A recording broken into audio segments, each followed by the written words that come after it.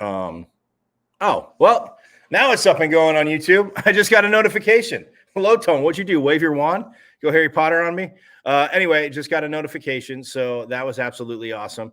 But nonetheless, yeah. But again, thanks so much to head wrestling coach Zeke Jones. Again, one guy headed over to the Olympics in Figueroa, Colton Schultz again. And I know a lot of people only watch in the Summer Olympics, certain sports, obviously gymnastics, track. Wrestling is one of those. I talked about water polo. But yeah, you get a chance this year, Paris. Again, whatever wee hours of the morning. Like I always say, I've developed crazy sleeping patterns, and having to work, late at night, get up early in the morning at times. It happens. But when wrestling is on, watch wrestling. Well, that's a good one. I don't know about that. I mean, we'll see. Rivalry's got to be, but yeah, that'll be fun, right? I mean, that part of it's cool. It just sucks that there's no more, and I was only allowed to go down one not so positive road. But I mean, the story about the trophy, like when I saw it, I was like, there's no way they carved their names in it. Like that became legend and lore. Like, somebody's like, oh, I saw them from afar. Man, for Coach Jones to confirm that is awesome. You're in the Sun Devil area. Yes, it's behind glass. Try not to fingerprint it, but that is just awesome. So I look forward to, again, the rest of the spring season, not trying to fast forward, but I look forward to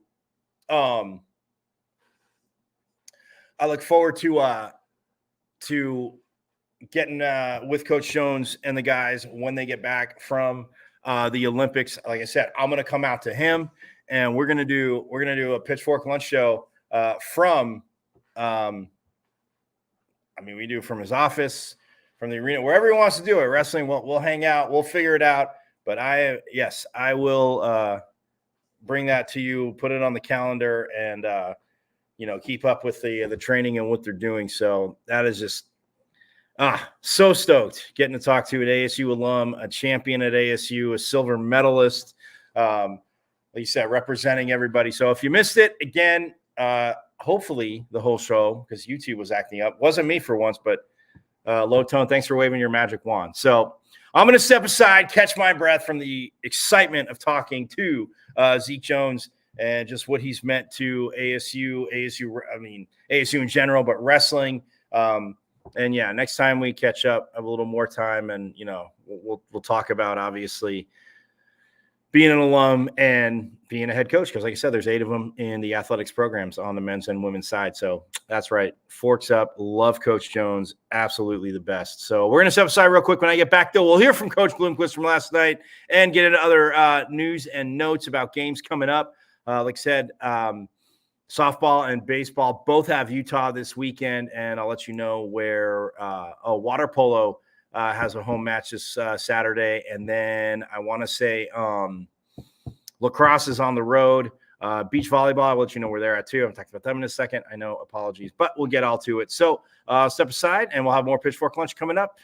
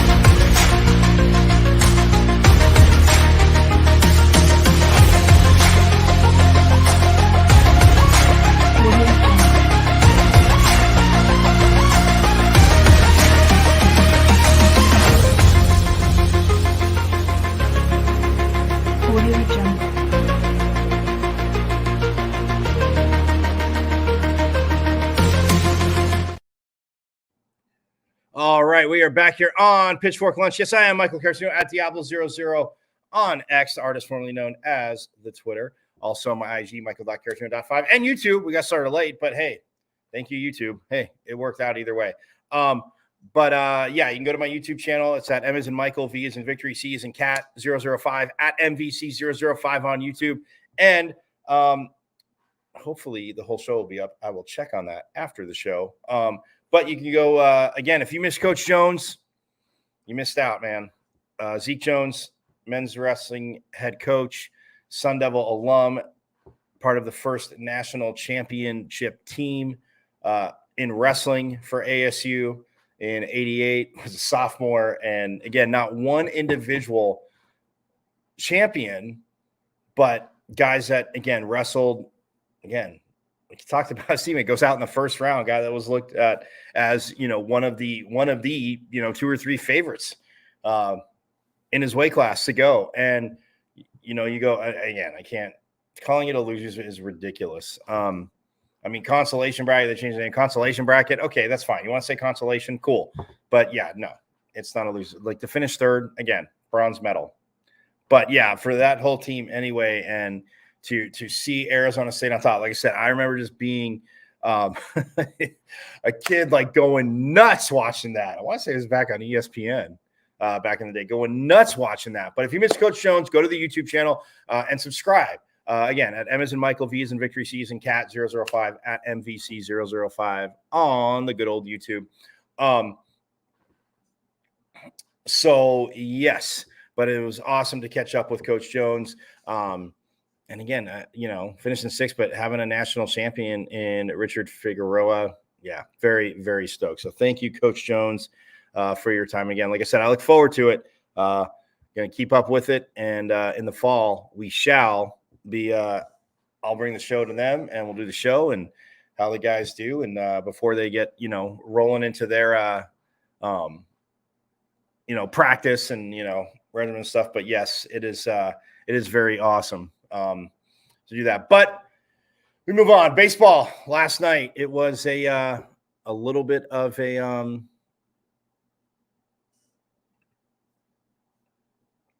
it was a little bit of a tough one. A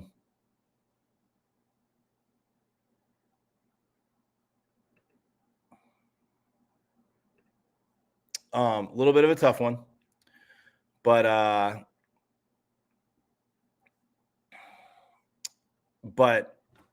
mean, they beat Grand Canyon on the walk-off last week. It was back and forth 9-8. And then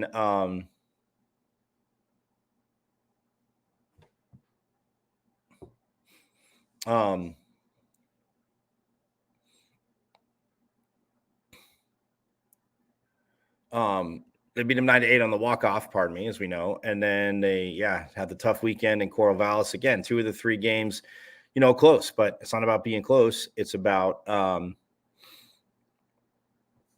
getting the victory. So now they fall to 15-18.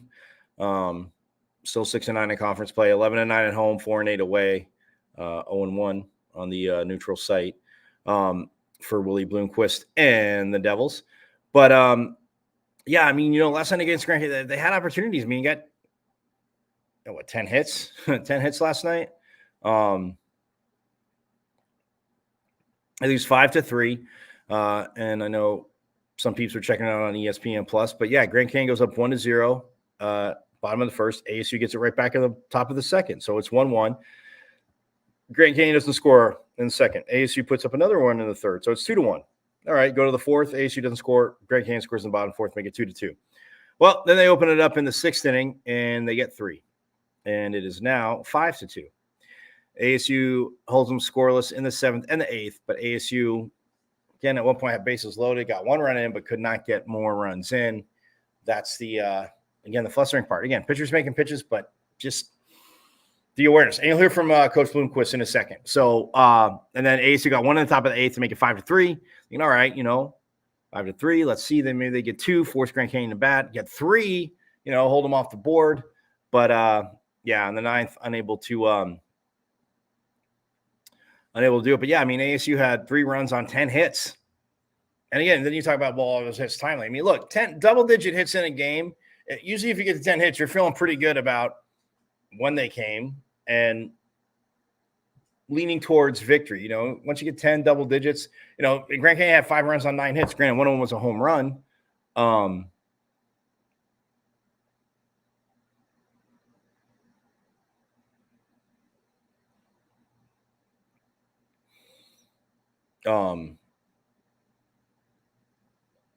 One was a home run, but I mean, there were some errors last night. I mean, they also had, 3 runs, 10 hits, but they also had 3 errors. And, when it leads to runs, that's even the more flustering part where, you'll hear from, Coach Bloomquist on that. But Ryan Campos last night, I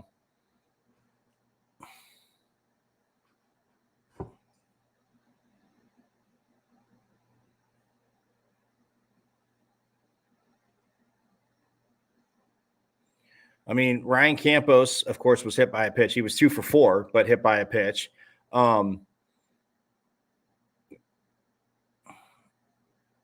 Kean Vu, he was 0 for 4. He had a walk as well.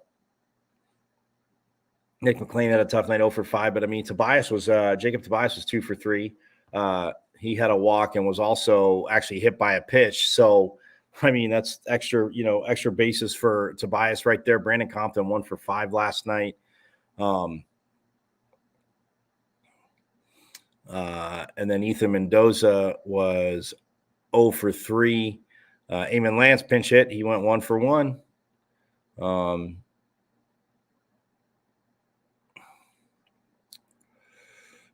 Isaiah Jackson was 0 for 3, but he also drew a walk. Kevin Karstetter was 3 for 4 with an RBI last night. So, I mean, 10 for 36, 10 hits. I mean, Grand Canyon had 9. 9 hits at 32 at-bats, ASU 10 to 36. So,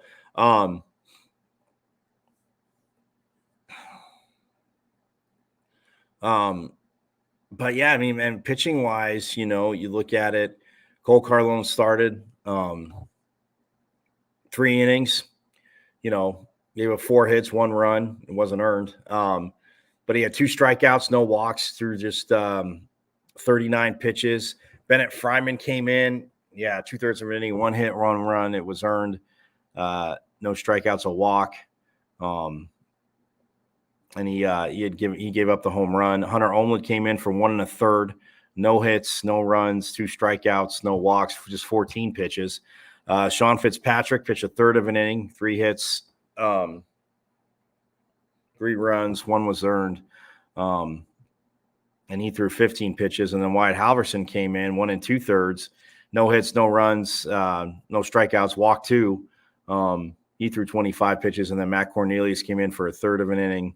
Just gave up 1 hit, but nothing else, 5 pitches. And then Jonah Giblin finishing out 2/3 of an inning, all zeros, no runs, no hits, no runs, no walks, no strikeouts. But, able to throw 5 pitches and get out of it. But,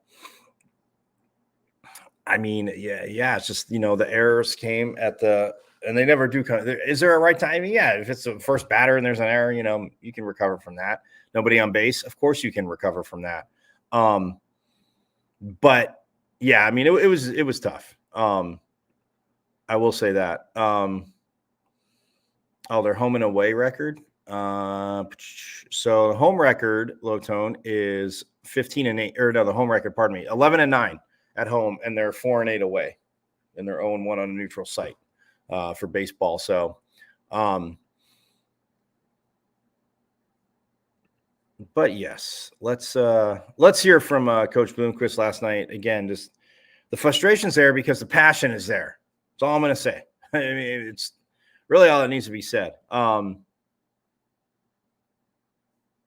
So yes, let's, without further ado, let's head to, Sun Devil head coach Willie Bloomquist after last night's tough 5-3 loss to Grand Canyon. Just how would you sum up the game in the loss? Disappointing. Obviously we're not playing. We didn't play well tonight. End of the day, bottom line, there were some good things that we did, but there was also some things that just are routine stuff that we're not getting done.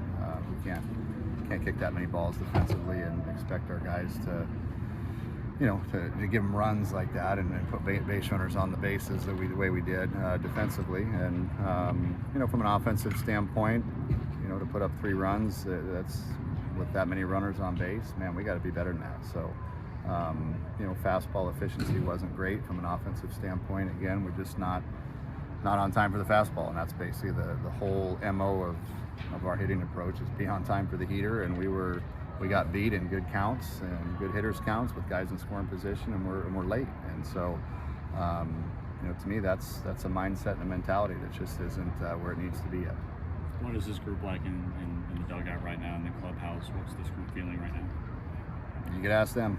I'm trying to figure it out to where it's these guys care. I know they still believe in this thing, but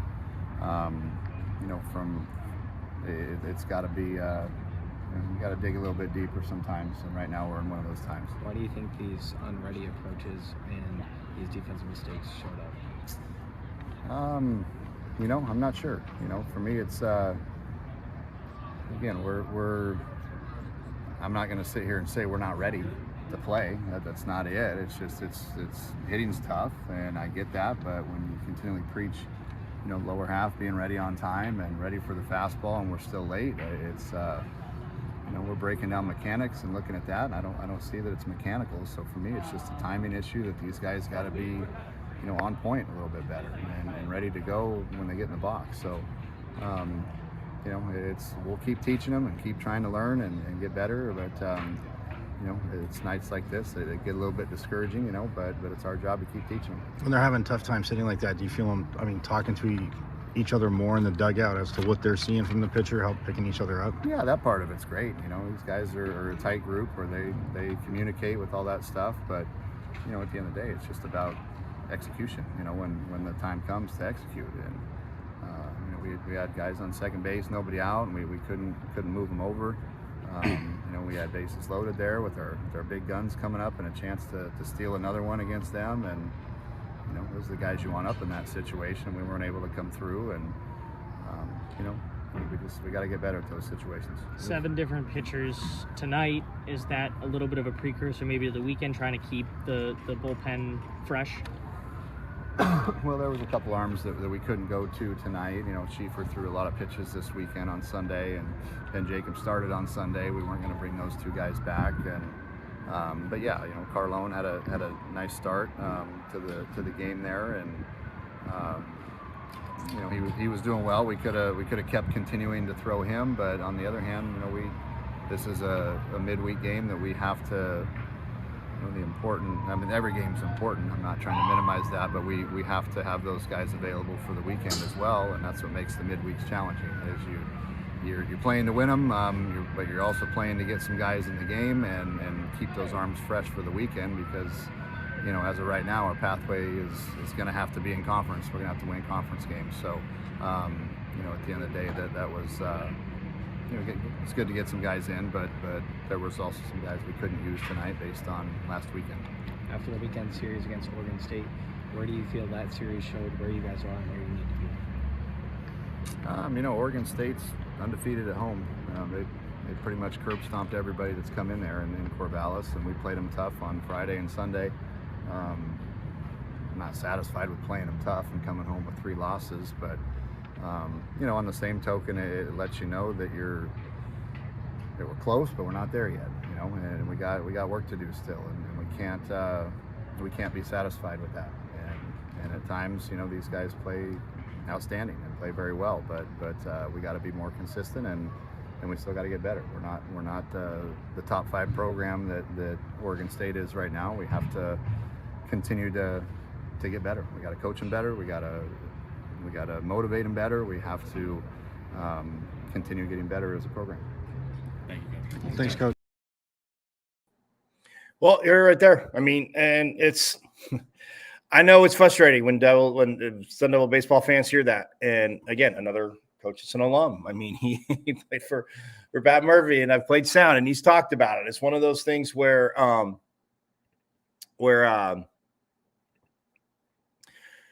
it's knowing you brought, again, transfer portal, but you've brought in the right guys. You've seen how they've played. You've done your due diligence, obviously, him as a head coach, but as a staff. And it's a challenge. I mean, it definitely is a challenge. Yeah, I mean, look, streaky run production. Yeah, I wouldn't say inconsistent pitching. I mean, look, there are some batters that have hit good pitches. There's been very few.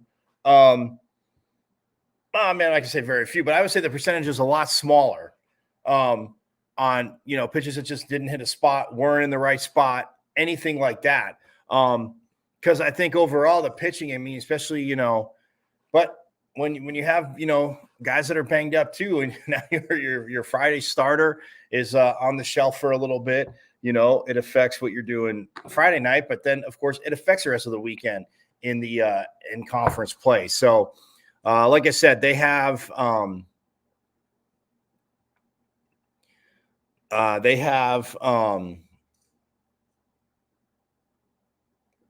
Utah coming up this weekend, and we'll get into it tomorrow. I mean, being Thursday, but yeah, Friday at 6:30, Saturday at 6:30, and then Sunday at 1 p.m. So yeah, that's that. But also, real quick, like softball again, they have Utah this weekend as well. Water polo, women's water polo, who is just again number 10 in the country, just absolutely crushing it.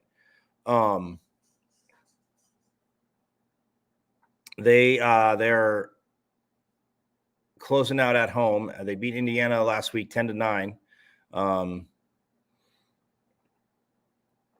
Conference mate.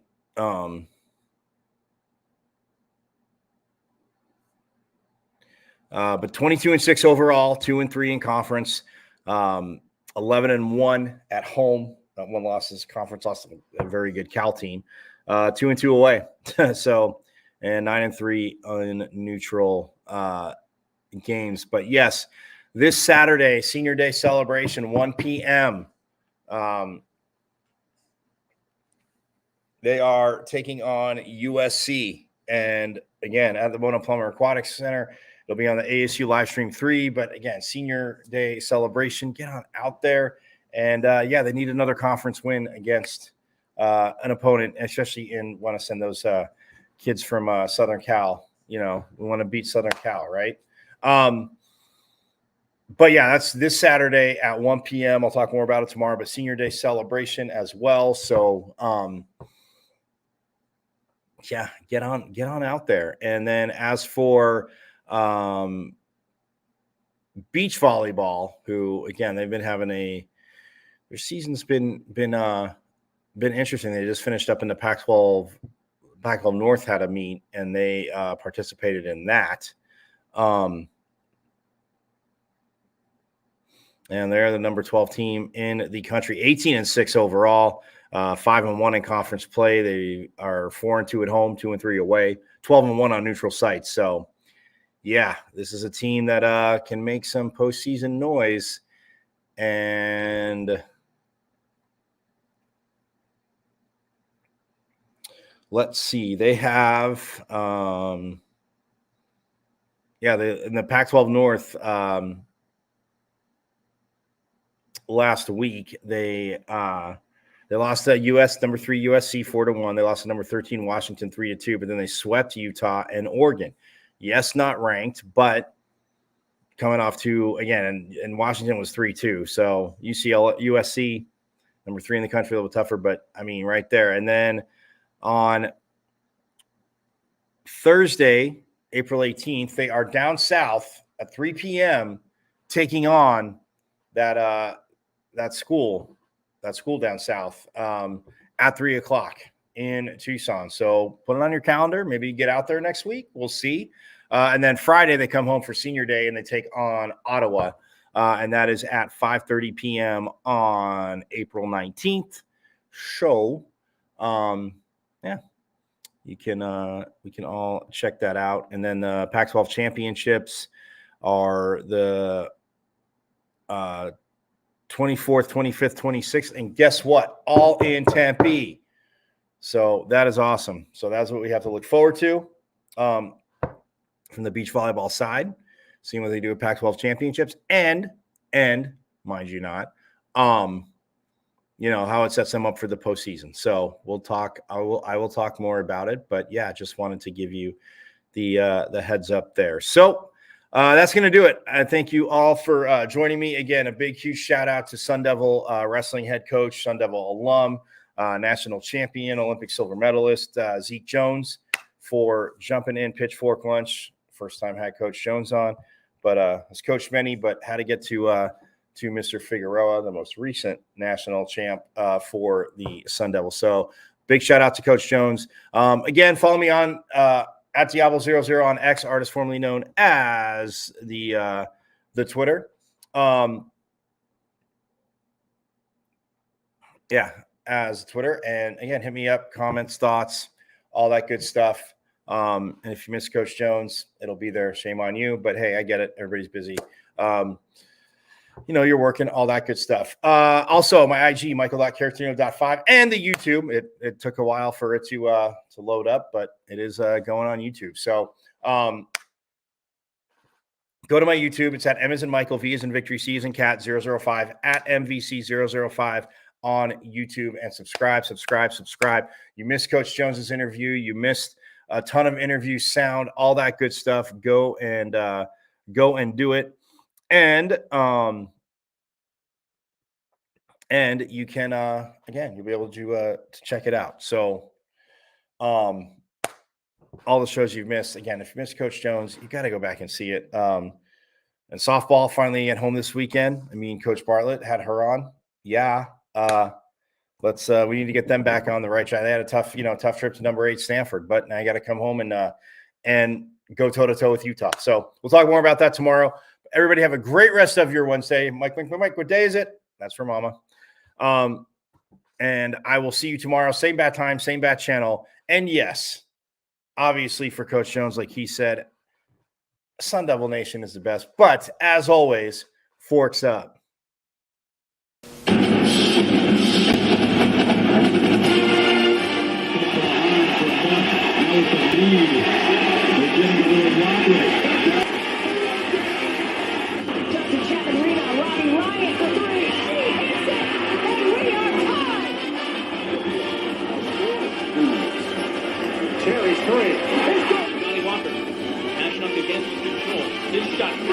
They score. They tie the game up 2-2. Some drives out for Robbie Ryan. Her 3 right on the money. This is Thea Hansen for 3. Other side of the rim with a pretty reverse. Wow. 5 seconds to go. Find Hawk. Hawk spins. It rolls off. And Arizona State wins it. Edwards pulls off. And there is a block. And he takes the shot.